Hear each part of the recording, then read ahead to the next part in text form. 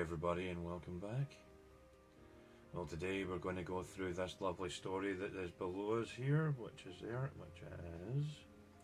NYC alt-right party broken up after protester punches and chokes attendee, which I thought was rather nice of them, don't you?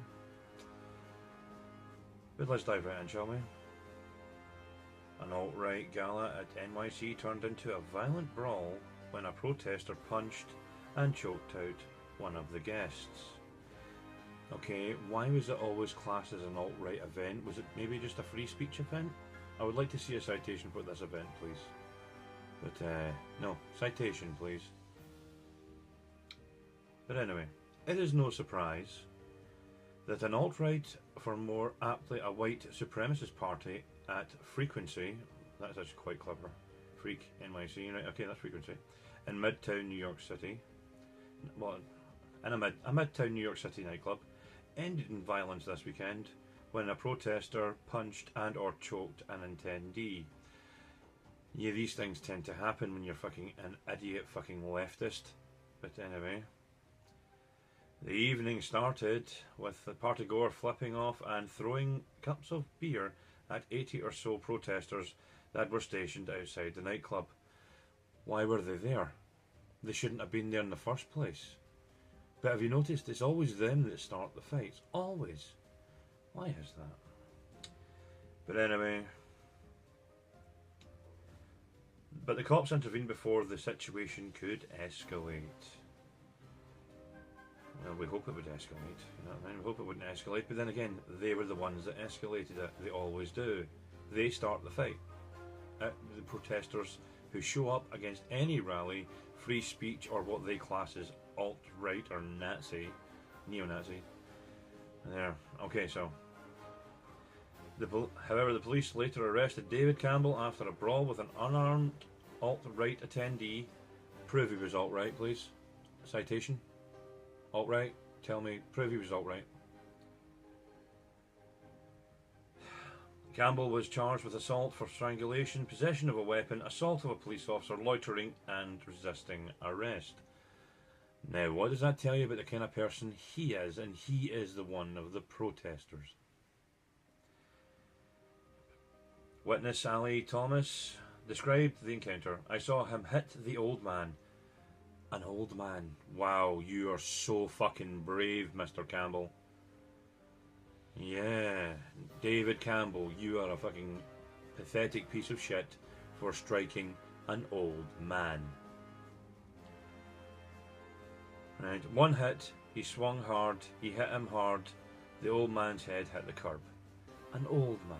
He hit an old man who probably wasn't anything to do with the alt-right. It was probably just a free speech rally. But again, what kind of rally was it? It's just because I'll have to look into that further. But it brings to mind an incident from last year involving neo-Nazi Richard Spencer. He's not a neo-Nazi. He's just not. He's not, right? Right. Spencer was punched in the face by a hooded man while giving an interview near the Trump inauguration. Again, he was punched by an Antifa man, and he's not a neo-Nazi. Right. Many Americans, it seems, have little tolerance for white supremacist rhetoric. It's not many Americans, it's just the lunatic left. Right? And they aren't afraid to show their distaste for the alt-right movement by punching a few Nazis. They're not all Nazis. In fact, they're probably none of them are Nazis, but it's Nazis what those fucking left idiot regressive nutters call anybody who's slightly right of centre. Right? Slightly like this, for example. Right? Okay. So, whether this is an acceptable form of dissidence is up for debate.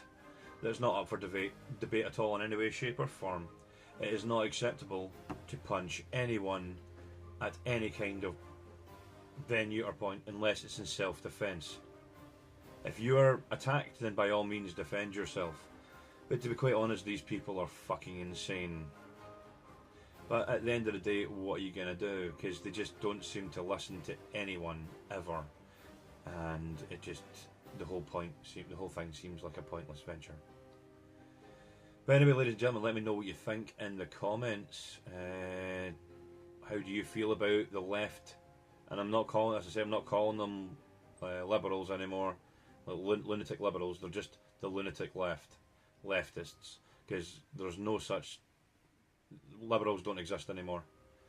Not the way they are depicted now. I mean, liberals back in the day were the ones that got free speech, fought for free speech at Berkeley.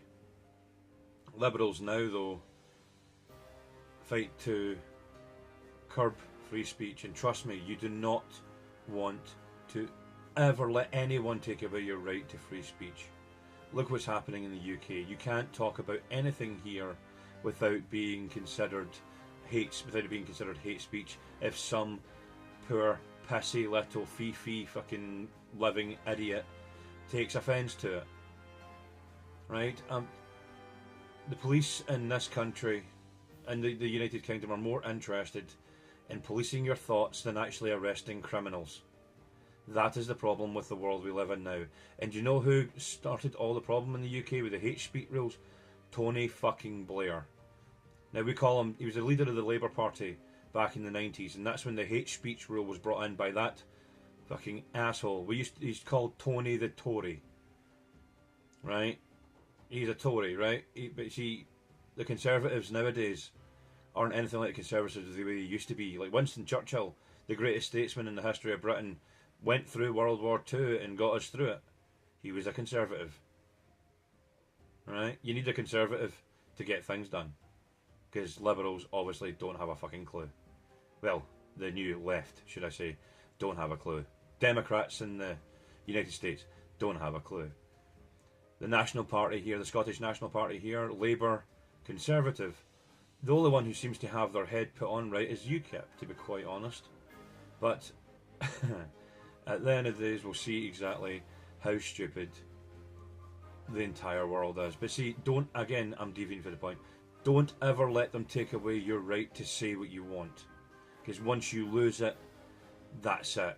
Look at what's happened here. Actual stating facts in the UK will get you arrested now. One woman posted on I think it was Nottinghamshire Police, Rotherham Police's board, on Facebook, posted a message saying, "Congratulations on getting a certain minority rape gang arrested, and thanks very much." She was arrested for hate speech by stating facts, and she got 6 months in prison. Wow. And for stating fact, you can get arrested in Britain. Welcome to the Orwellian nightmare that is the United Kingdom. But anyway, ladies and gentlemen, I always recommend having a VPN. I use one all the time. Let me know what you think about it in the comments anyway. My name is Alexander, and before the police come knocking at my door, I'll hopefully see you in the next one.